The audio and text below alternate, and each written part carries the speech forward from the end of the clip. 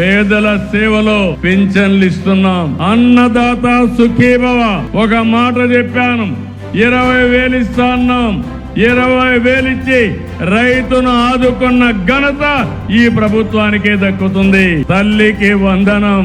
ఎంతమంది పిల్లలుంటే అంతమంది పిల్లలకి 15,000 మీ అకౌంట్ లో వేస్తాం. స్త్రీ శక్తి ఇప్పుడు ఫ్రీగా ఏ బస్సు అయినా దర్జాగా ఎక్కి ఎక్కడికి పోవాలంటే ఇష్టమైన చోటుకి పోయి వచ్చేట్టుగా మా ఆడబిడ్డలకు వెసులుబాటు కల్పించి అవునా కాదా అని అడుగుతున్నా.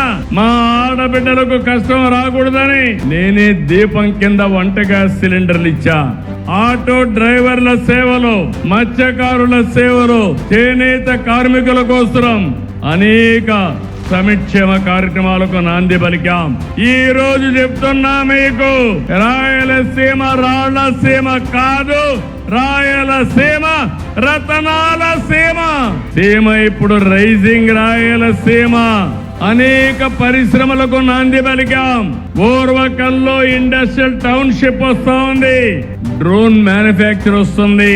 కడపలో కొప్పర్తిలో ఇంకొక ఇండస్ట్రియల్ టౌన్షిప్ వస్తా ఉంది.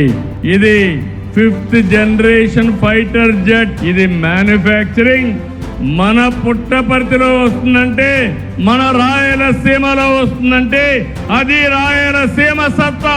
మొన్ననే శ్రీ సిటీకి వెళ్ళాను. అక్కడ హీరో మోటార్ ప్రపంచం కేంద్రంగా స్పేర్ పార్ట్స్ అన్ని తయారు చేసి గ్లోబల్ హబ్ గా చేసే పరిస్థితికి వచ్చారు. రాయలసీమ స్టీల్ ప్లాంట్ కు ఫౌండేషన్ వేసాం.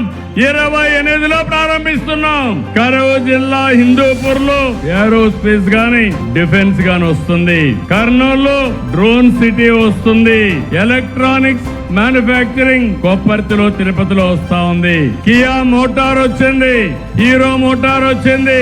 రేపో ఎల్లుండో ఇక్కడనే రాయల్ ఎన్ఫీల్డ్